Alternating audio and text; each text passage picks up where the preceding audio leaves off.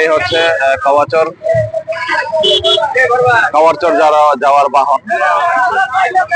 এই ট্রলারি করে আমরা আমাদের বাইক গুলা পার করব।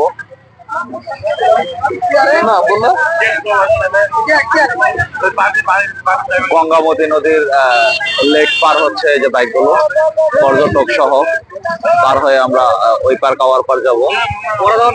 আমাদের বাইকের উঠছে না, যে এইভাবে বাইক গুলা তুলতে হয় পারাপারের জন্য, ওই পারে যাওয়ার জন্য। উদ্দেশ্য ওই পার যে সূর্য উদয় দেখা আমাদের। সবাই পারাপার হওয়ার জন্য সিরিয়ালে আছে, লাইনে এভাবে সিরিয়াল দিয়ে উঠতে হয় খেয়া পারাপারের জন্য।